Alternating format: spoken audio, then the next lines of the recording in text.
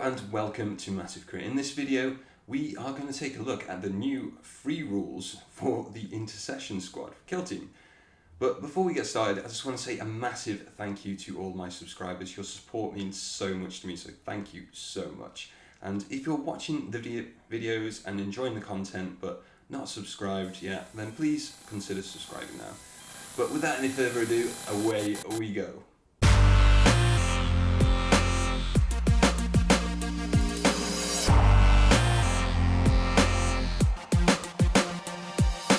I think it's worth mentioning that these rules are for free on the Warhammer community website, so I'll try and include a link in the description. Hopefully I remember that. And it's also worth mentioning that these aren't the only rules that they've posted for free. They also include the core rules. Now these aren't the complete rules for the game, it's just the bare bones to get you started, but I think that's an absolutely fantastic idea, and I've got to say, good form to Games Workshop for doing this.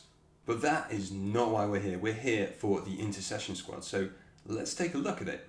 Here we go. So straight away we can see it has the security archetype, arguably the people's favourite when it comes to secondaries. It also has Seek and Destroy, which can work for certain teams. We'll just have to see how that would fit in with this team. So let's check out the operatives. So we're picking one Intersession squad operative selected from the following list, and we've got an Assault Intercessor Sergeant operative equipped with one option from each of the following: a hand flamer or heavy bolt pistol, chainsword, power fist, power weapon, or thunder hammer, or the following option, which is a plasma pistol and chainsword. So it looks like this is what GW are doing going forward. They're separating the plasma pistols from the power weapons. We'll just have to weigh up which option would be the best depending on what rules that we have, but I quite like having a plasma pistol in the deck.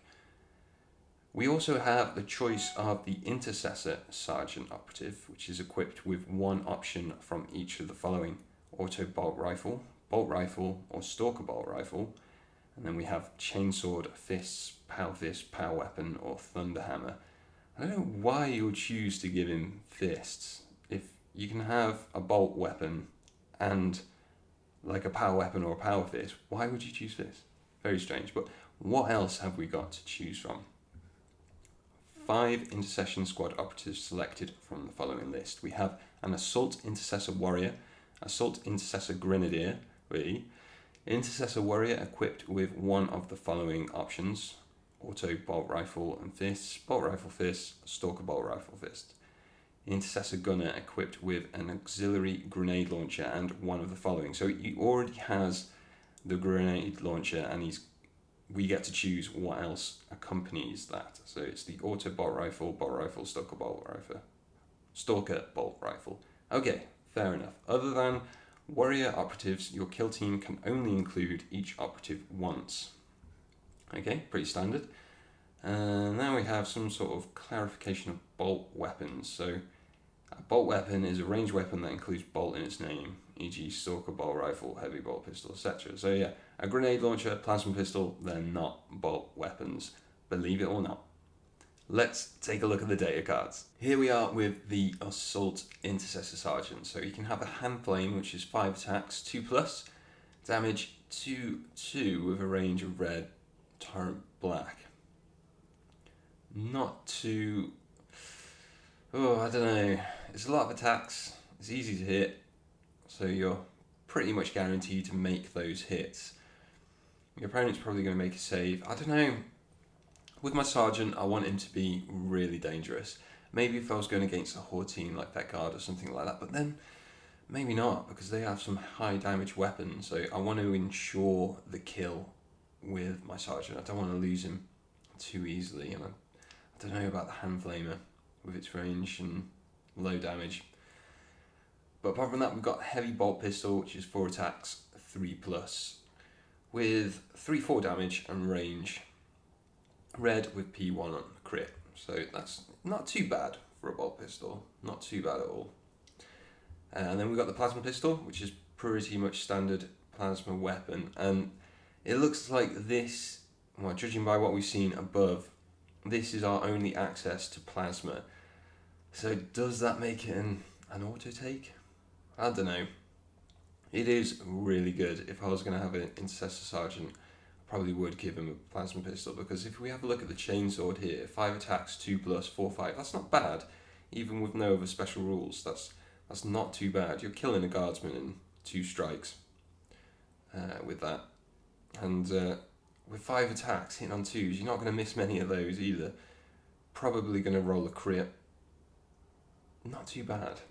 So we have a Power Fist, which is 5 attacks, 3+, because it's Power Fist, I suppose, but 5, 7, and Brutal.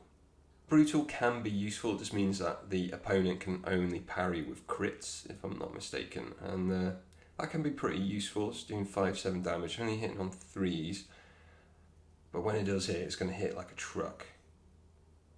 We also have a standard power weapon, 5 attacks, 2+, 4, 6, lethal 5-up. Now, I quite like a lethal 5-up. With 6 damage, it's only 1 less damage. I suppose it's not killing a guardsman with 1 crit, but there's more crits likely to come through on a lethal 5-up. So I'm a big fan of a power weapon. Thunderhammer, 5 attacks, 3+ again, 5, 6 damage, and stun. Okay, so stun is when you strike with a critical hit, select one of your opponent's hits from that combat to be discarded. So that's, it's not too bad.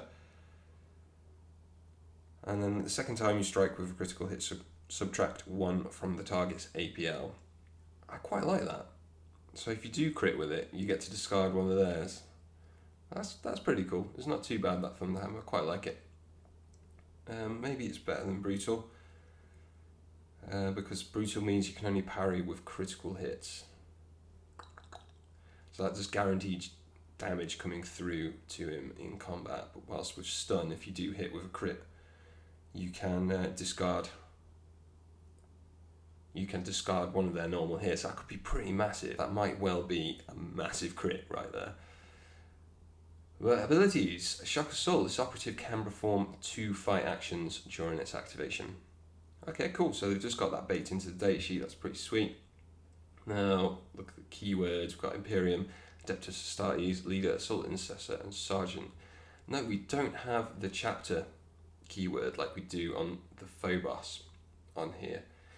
We do have some rules to have a look into there, but if we do get chapter rules in the future, it can't be stacked with this team. That's probably worth mentioning. Okay, so the next leader we've got is the Intercessor Sergeant. Okay, we probably should have had a look up here as well. I'm just going straight into the weapons. But it's pretty standard, 15 wounds. So that's 1 more than the Phobos Sergeants. So they're pretty tanky, these boys. So we've got an auto bolt rifle, which is 4 attacks, 2+, 3, 4, and ceaseless. It's pretty good. He's hitting on 2s, and you're re-rolling 1s with ceaseless. It's pretty much guaranteeing the hits, unless you're really, really unlucky. 3, 4 damage, not too bad. It's okay. And then we've got the bolt rifle, on 4 attacks, 2+, 3, 4 again, but that's got P1, so we're getting AP1 on the crits. And then we've got a Stalker bolt rifle, 4 attacks, 2+, 3, 4. AP1 and heavy. Okay. It has got AP1, but it's only 3, 4, but it's got heavy, so you can't make a normal move, can't charge and fire with this. And you have 2 shoot actions. So if you give him heavy, it limits what he can do, because he can only dash, essentially. You can't move. So I don't know. With heavy, I'm not sure if that's worth it, But he's also got his chainsword, which is the same as above. Fists, power fist, power weapon, thunderhammer. We've been through those already, and so he can take like an auto bolt rifle and say, I don't know, a power fist or a power weapon, whatever you want. So you can shoot twice. You can equip him with a power weapon, so when the enemy does get too close, you've got something to strike back with. I think he's quite good. I quite like him. So we've got the Assault Intercessor Warrior, going down to 14 wounds on this, but everything else pretty much the same. He's got his heavy bolt pistol, hitting on 3s now because he's not a sergeant. So he's hitting on 3s in combat and in shooting. Standard heavy bolt pistol with its P1. This operative can fight twice. I mean, maybe against Harlequins it would be a good idea to run assault intercessors, but who else? Who else would? Maybe other sort of like melee focused elite teams. Actually, no, because you get absolutely ruined. You get wrecked by the custodies. So maybe shooting would be better against those. I don't know. Into the Dark maybe would be a good option for this, but standard sort of kill team, I think I'll be looking to use just the standard intercessors. Which we are no, we're not. We're moving on to the Assault Intercessor Grenadier. After the nerf, I'm not too fond of Grenadiers. It puts all your eggs in one basket, and he hasn't really got any ranged weapon. He's got to get up close. I suppose you want someone to harass the enemy at the front line, maybe with the Assault Intercessor Sergeant with the plasma pistol and chainsword, and then this guy with his grenades and heavy bolt pistol and chainsword. But yeah, he's got frag and crack grenades, so he hasn't got any smoke or anything like that. Okay, cool. So let's have a look at the Intercessor Warrior. Okay, the auto bolt rifle, 4 attack, 3+3/4, and ceaseless. So he's re-rolling 1s, but he's hitting on 3s this time because he's not a sergeant. It's still pretty good. It's still guaranteeing those hits coming through. And if he can shoot twice as well, which looks like he can because he's got bolter discipline under his abilities, that guarantees some pretty consistent damage coming through. And then he's got his bolt rifle, which has the P1, and then the Stalker bolt rifle. I just don't think it's worth it. I just don't think that's... I may be wrong. Maybe I'm missing something, but with a small elite team, I want as much movement as possible, so I don't think I'll be taking that Stalker bolt rifle. The auto bolt rifle and the bolt rifle, they both, at least, they seem pretty good on their own. And just note, this operative can perform 2 shoot actions during its activation if a bolt weapon is selected for at least one of those shooting attacks. Okay, so you could actually equip him with grenades, so you could throw a grenade and shoot his bolt weapon if you wanted. So if you didn't want to take the Grenadier, you could put like a frag grenade on him, or a crack grenade would be better. So when the enemy gets too close, you can crack them and then shoot them if that doesn't kill them, or shoot a different target if it does kill them. So, it might be worth it. We'll have a look at the equipment a bit later on. So then we have the gunner. So he has already his grenade launcher built in, so he has that. We've got no choice. Our choice is from the auto bolt rifle, and Stalker bolt rifle, because he can shoot twice. So that means he can shoot his grenade, and then because he's selecting his bolt weapon for his second attack, he can shoot with that. So it's pretty powerful. Even though the damage is quite low, there's a lot of consistent shots coming out of these guys. And like, I'm running the Blooded at the moment, and the Ogren would hate this team. You'd be able to gun him down so easily. He's got such an appalling save. 6 up, feel no pain, essentially, as well. But still, he's got a 5 up save. Like, with all these shots coming through, you're gonna rip through them. You really are. I quite like the gunners. The abilities. So what are they? When you create a roster or data slate for an Intersession squad kill team, select 2 abilities from those listed below. Every Intersession squad operative on your roster or data slate gains those abilities. So you can't really mix and match depending on what operative you take. So if you take an Assault Intercessor and an Intercessor, you can't give them different chapter tactics. They have to be the same one, so it does limit you, and that's against the entire roster. You can't even have operatives on your roster with different chapter tactics, which is a bit limiting. So each ability can be found in a category, e.g. Discipline of Iron category. The categories have no bearing on your selection, but other rules found in this army list, e.g. Adaptive Tactics, page 4, interact with categories. Okay, so we're picking 2. It doesn't have to be 2 from the same category. It can be 1 from one and another from another. So let's take a look at them. Martial Zealotry. Each time this operative fights in combat in an activation in which it performed a charge action, its melee weapons gain the rending critical hit rule for that combat. I quite like that. If I'm going to be taking Assault Intercessors, I quite like that. If I crit, then I get another crit on a normal hit. That's pretty cool. We also have Jeweler. So each time this operative fights in combat, in the resolve successful hits step of that combat. Each time it parries with a critical hit, you can select an additional normal hit of your opponent's to be discarded. It's kind of like stun that we saw on the Thunderhammer. The second time, so it's just each time, so it's actually better than stun. Is it each time it parries with a critical hit, you can select an additional normal hit of your opponent's to be discarded. So if you're rolling hot, rolling lucky, got loads of crits, you can just parry with them and just take away all your opponent's dice, so you can just get your hits in, and then you can just fight twice. That's pretty cool, quite like that one. And then we have rapid, add black to this operative's movement characteristic. Yeah, I could see myself taking that, especially if I was running a melee team, but even if I wasn't actually, because it's an elite team, movement is just essential to this team. So if I'm struggling to find anything that I like, or if I'm just starting out with the team, I'll definitely have that one on there. We also have tactical evasion. So Raider, this operative can perform the charge action while within engagement range of an enemy operative. In addition, each time this operative performs a normal move action, it can move within engagement range of an enemy operative but cannot finish its move there. Okay, cool.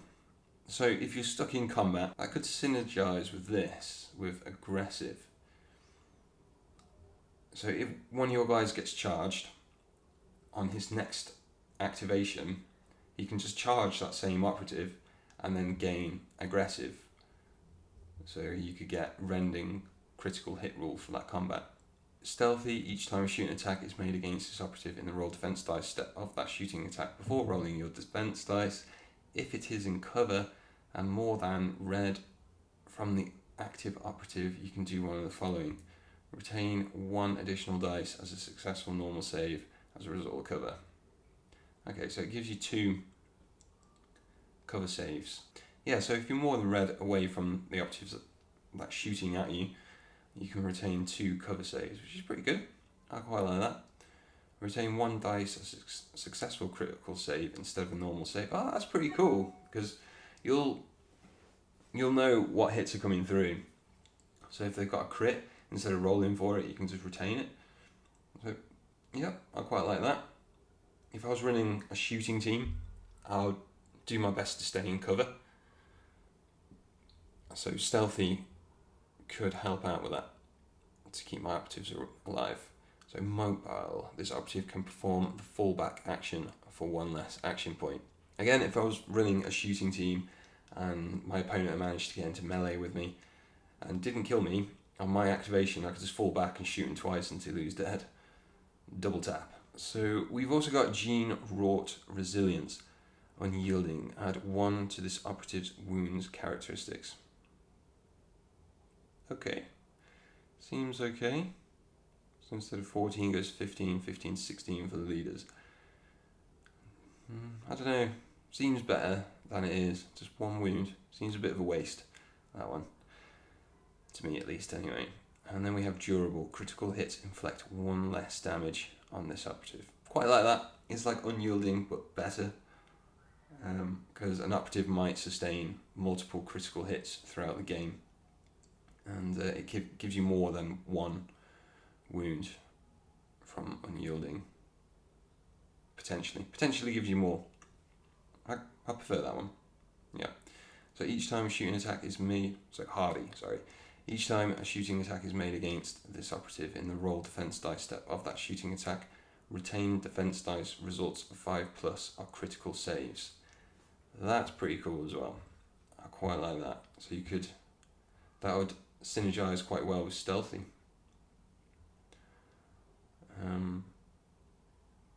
Yeah, you can retain a crit and then roll, and you've got more chance of rolling another crit. Or you can retain 2 normal and roll and still have a better chance of rolling a critical save. So yeah, that goes quite well with stealthy. Though it might go quite well with mobile. So if I'm running a shooting team, I can have mobile, so I can fall back if I get into combat, which I don't want to be doing with the intercessors. So I can fall back and shoot them twice. And then I have hardy, so when I'm making my saves, I've got a better chance of getting a critical save. It's keeping them alive for longer. Okay, quite like it.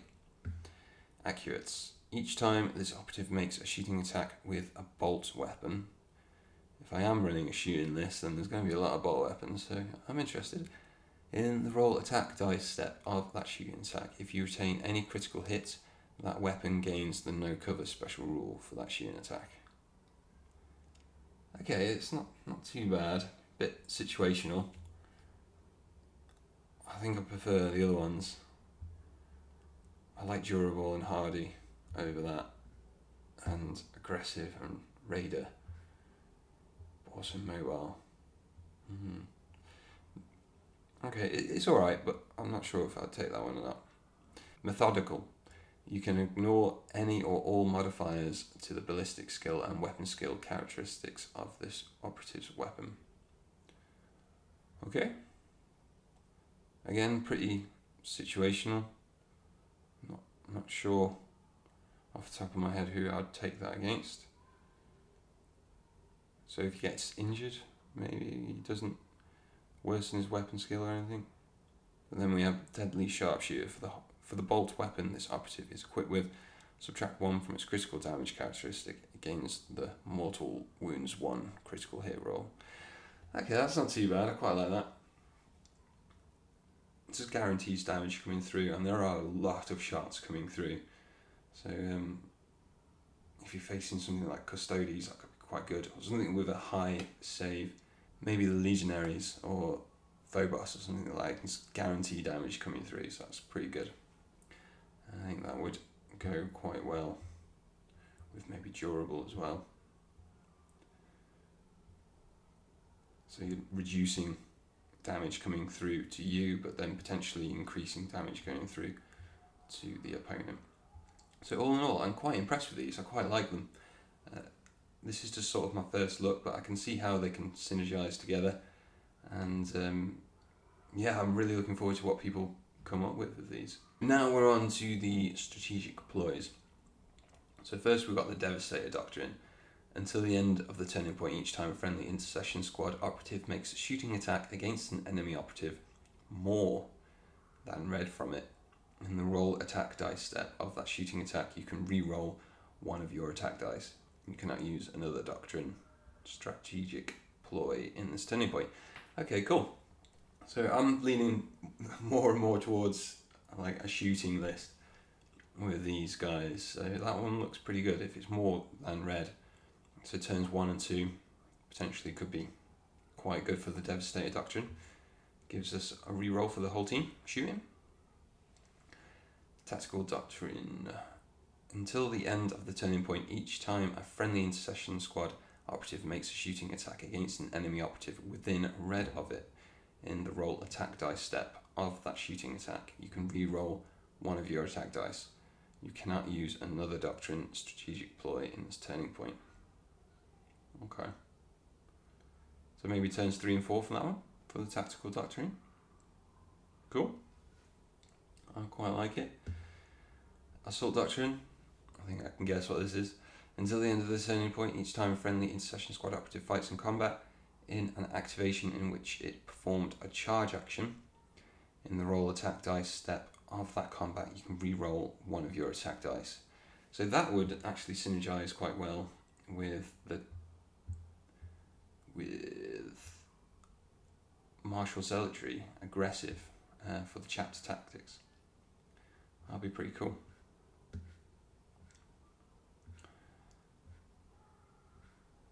You just keep re-rolling dice, and if they're fighting twice, is it each time? Each time a friendly Intersession squad operative fights in combat. Yes, they're pretty cool. And then we have, and they shall know no fear. All of these are 1 CP. Until the end of the turning point, you can ignore any or all modifiers to the APL of friendly Intersession squad operatives. Friendly Intersession squad operatives are not injured. Okay, cool. For 1 CP, I quite like that. Because that gives us more options. We don't have to take methodical. You can ignore any or all modifiers to this ballistic skill. We don't have to take that because we can just pop a CP if we really need it. Cool. So tactical ploys. Use this tactical ploy in the select a kill team step. When selecting your kill team, change one of your chapter tactics abilities for the battle to another from the same category. You can only use this tactical ploy once per battle. Okay, so if you're in a tournament and you're locked into the chapter tactics and you're fighting someone and you think, oh, I could really use this one, you can by spending the CP, but you can only do one, so you can only change one. Transhuman, use this tactical ploy in the roll defense dice step of a shooting attack. After rolling defense dice for a friendly Intersession squad operative, you can retain one of your successful normal saves as a critical save. Okay, that's cool. If you really need to get those saves in, you can spend the CB. Angel of Death. Use this tactical ploy at the end of the firefight phase. Select one friendly Intersession squad operative to perform a free fight action. So it's the end of the firefight phase. So if you've got a heavy intercessor, an assault intercessor, it can fight twice, and then once all your operatives have been activated, you can choose someone to fight again. So potentially they could fight 3 times, because it's at the end of the firefight phase. It's not within their activation, so they can fight again. Okay, that can be pretty deadly. Use this tactical ploy when a friendly Intersession squad operative is incapacitated. Before that operative is removed from the kill zone, it can perform a free shoot action. Unless otherwise specified, the operative would be injured for this. So you can pop this and pop that, or I suppose that makes this a little bit more better. You can ignore any or all modifiers. There's ballistic skill and weapon skill. But taking that relies on your guys dying. I suppose they will, but I don't know, I don't like that. I want things to give me the upper hand rather than reward me for doing badly, if that makes sense. But I think it's worth taking its own Wrath of Vengeance. If the grenadier dies and he needs to lob a grenade, or if the gunner dies and he needs to shoot, cool. Now we're on to equipment, so let's jump straight in with Vengeance class scope. Select a bolt rifle or stalker bolt rifle the operative is equipped with. That weapon gains the lethal 5 plus special rule for the battle. So let's just have a look at that. So yeah, that will combine quite well with the bolt rifle because it's got its P1 and it's got a lethal 5 plus, so you got more opportunity, more potential to get AP1 on that. So I quite like that. Stalker bolt rifle, again, even with the lethal 5 plus, I'm not sure about that one, but it's pretty good for the bolt rifle. So yeah, you could potentially equip that to 3 guys with bolt rifle. So this guy, the Intercessor Sergeant, just have him on the back line with a power weapon, just pumping damage with his bolt rifle into the enemy. I think that would be pretty cool. Next is Reclusium Blessed Bolts, and we can only take one of these because it's got one of those little pluses next to it. So select a bolt weapon the operative is equipped with, add 1 to both damage characteristics of that weapon for the battle. Yeah, that's really good. That's auto take maybe, really good. I like that one. But we can only take 1 of those, so maybe 1 of those and 2 Vengeance class scopes. Yeah, I think that'd be pretty cool. And then we've got a tilting shield. This operative gains the following ability. Each time this operative fights in combat, in the roll attack dice step of that combat, your opponent cannot retain attack dice results of less than 6. That's critical hits. Pretty good for an assault intercessor team. Maybe for the future with Into the Dark, that would be pretty useful. And then we have Purity Seals, following ability. Once per battle, when this operative is fighting in combat, making a shooting attack, or shooting attack is being made against it, you can use the command reroll tactical ploy without spending any command points. Once per battle. Nope, it's not okay. I don't like that. Once per battle, hell no. 3B, don't think so. No, I won't be taking that one. Or specs.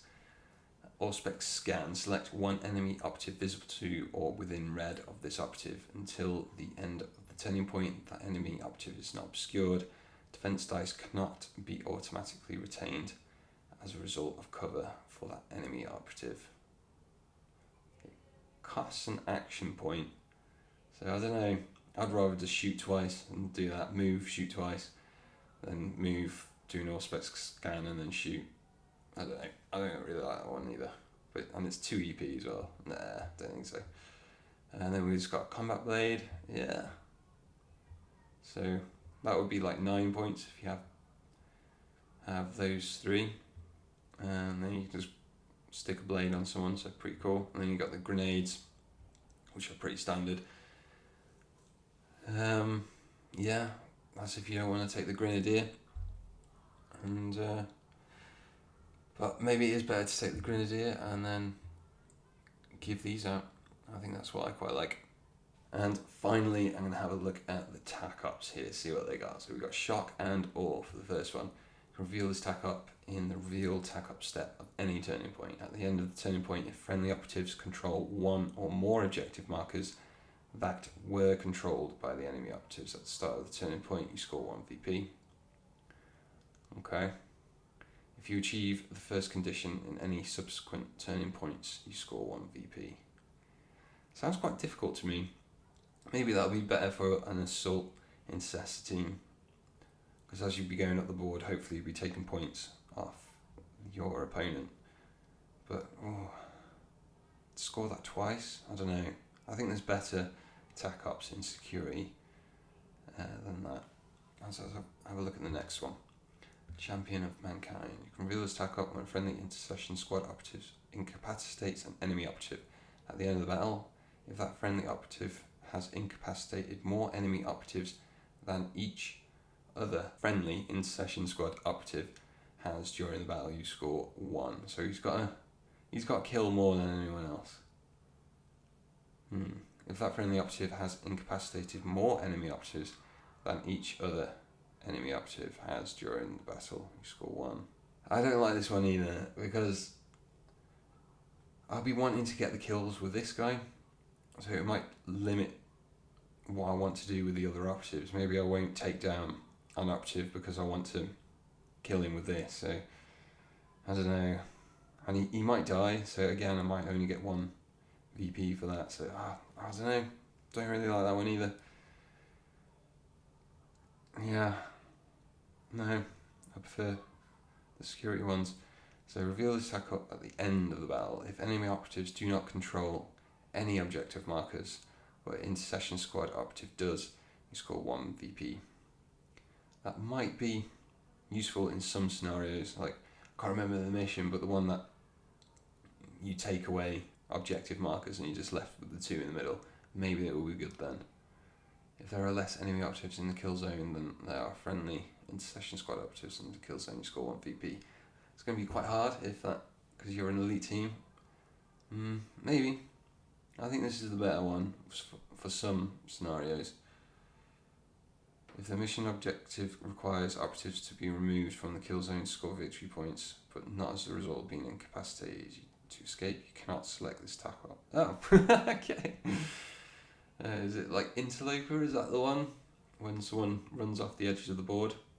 So, I don't know, not great. I think I'll just take security for these. So there we have it. I mean, for the regular Octaria setup, I'll probably run them as a shooting team. Maybe have an assault intercessor sergeant with a plasma pistol and chainsaw to stick around the middle to get central control.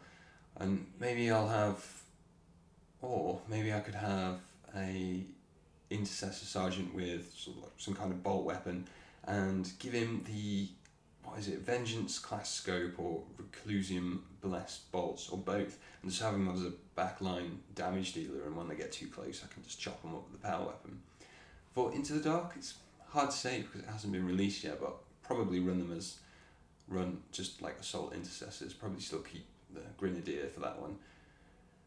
Maybe use Seek and Destroy, but it all depends on the game. It hasn't been released yet, so we'll see. But I'm kind of talking like I'm definitely going to run these guys, and there's no definite about it. Like, at the moment, I'm still waiting for my Primaris with the Dark Angels dressing gown. So until that happens, I'm not going to be running Intercessors.